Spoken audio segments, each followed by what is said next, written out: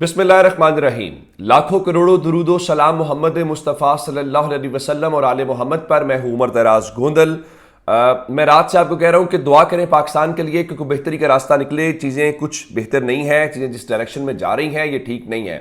ISPR का बयान आया रात को, पाकिस्तान तहरीक इंसाफ ने, फवाद चौधरी साहब ने या असद उमर साहब ने रद्दमल जो दिया, जो बात की, लेकिन अब इमरान खान ने खुद ISPR को मुखातिब करके जवाब उसका दिया है, जिसमें इमरान खान ने जो बातें हैं उनका जवाब भी दिया है, कुछ सवाल भी उठाए हैं, और उसके साथ इमरान खान ने यह भी बताया है कि ये जो इस्लामाबाद में इस वक्त एक तमाशा है गिरफ्तारियों से बचने और बाकी चीज़ों का, वो करने की कोई ज़रूरत नहीं है।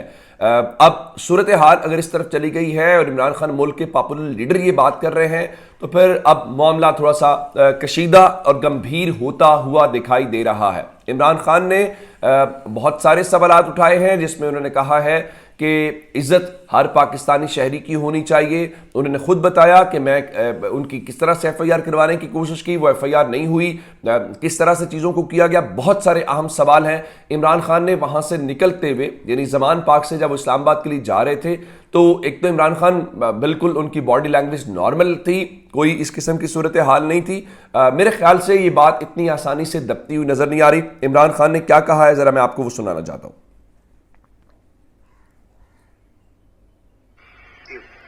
बिस्मिल्लाहिर्रहमानिर्रहीम। इस्लामाबाद के लिए निकल रहा हूँ, फिर से मेरी अदालत में पेशियां। निकलने से पहले दो बातें करना चाहता हूँ। सबसे पहले ISPR ने बयान दिया है कि इदारे की तौहीन कर दी, फौज की तौहीन कर दी, कि एक ऑफिसर का नाम ले दिया, इंटेलिजेंस ऑफिसर का, जिसने 2 दफा मुझे कत्ल करने की कोशिश की। ISPR साहब, जरा मेरी गौर से बात सुनो। इज्जत सिर्फ एक इदारे की नहीं है, इज्जत कौम में हर शहरी की होनी चाहिए। इस वक्त कौम की सबसे बड़ी पार्टी का सरबराह हूं। 50 साल से कौम मुझे जानती है, मुझे कोई झूठ बोलने की जरूरत नहीं है। इस आदमी ने 2 दफा मुझे कत्ल करने की कोशिश की, और जब भी इन्वेस्टिगेशन होगी मैं ये साबित करूंगा कि ये वो आदमी था, और इसके साथ एक पूरा टोला है। और इसके साथ कौन है, वो भी सब कौम को पता है। आज सोशल मीडिया के जमाने में सबको पता है वो कौन है। सवाल मेरा ये है कि क्या एक मुल्क का एक्स प्राइम मिनिस्टर, क्योंकि इस आदमी का नाम आ गया, मैं अपना FIR नहीं कटवा सका? पता तो सच और झूठ तब चले जब इन्वेस्टिगेशन होती है, FIR इसके खिलाफ होती, इन्वेस्टिगेशन होती। अगर ये बेकसूर था, सामने आ जाना था। इतना ताकतवर शख्सियत कि मैं एक्स प्राइम मिनिस्टर, अपनी पंजाब की हुकूमत होते हुए हम इन्वेस्टिगेशन FIR में इसका नाम नहीं दे सके। उसके बाद पंजाब की हुकूमत की JIT, 2 पुलिस ऑफिसर ने जिन्होंने इसके कहने पे रिकॉर्ड किया था, उसकी स्टेटमेंट्स नवीद शूटर की, हम 2 ऑफिसर जो रिकॉर्ड किए थे, पंजाब के पुलिस ऑफिसर DPO गुजरात और CCPO CTD, उन्होंने हमारी इन्वेस्टिगेशन के अंदर आने से मना कर दिया। कौन था पीछे, कौन इतना ताकतवर था? उसके बाद जब इन्वेस्टिगेशन में यह साबित हो गया कि 3 शूटर थे, जब JIT में साबित हो गया कि तीन शूटर जिन्होंने गोलियां चलाई, बनिस्बत जो इनका प्रोपेगेंडा था कि सिर्फ एक दीनी इंतहा पसंद था, JIT को सैबोटाज किया गया। 4 CTD के लोगों ने अपनी स्टेटमेंट चेंज की। प्रोसिक्यूटर जनरल ने इन्वेस्टिगेट किया, उसने कहा उनके खिलाफ कार्रवाई होनी चाहिए 4, क्योंकि उन्होंने सैबोटाज करने की कोशिश की। कौन था उनके पीछे, कौन इतना ताकतवर था? और उसके बाद जुडिशल कॉम्प्लेक्स। अच्छा, ये आपने इमरान खान की गुफ्तगू जो है वो सुन ली है, और अब इस सारी सूरत हाल में इमरान खान एक और बात कर रहे हैं। वो कह रहे हैं कि उन्होंने जाना इस्लामाबाद और वो गिरफ्तारी देना चाहते हैं, उनको कोई इससे मसला नहीं है कि गिरफ्तारी ना देंगे। जो इतने कौम के पैसे लगाए जा रहे हैं, इस तमाशे की जरूरत है, इसके ऊपर भी उन्होंने बात की। खर्चा करना, ये जरा पता नहीं कौन थाने में कोई डॉक्टर गलत काम करे या कोई भी करे, हम एक्शन लेते हैं, हमारी अदारे की क्रेडिबिलिटी बढ़ती है। ये क्या आपने बनाया हुआ है कि जो नाम ले तो जनाब फौज को बुरा भला, मेरी فوج ہے, میرا پاکستان ہے, آپ کا نہیں ہے, صرف ہماری فوج ہے. کرنا کہ جی جو تنقید کرے اس کو آپ منہ بند کر دیں. یہ آپ نقصان پہنچا رہے ہیں ادارے کو. اور میں یہ بھی آج کہہ دوں,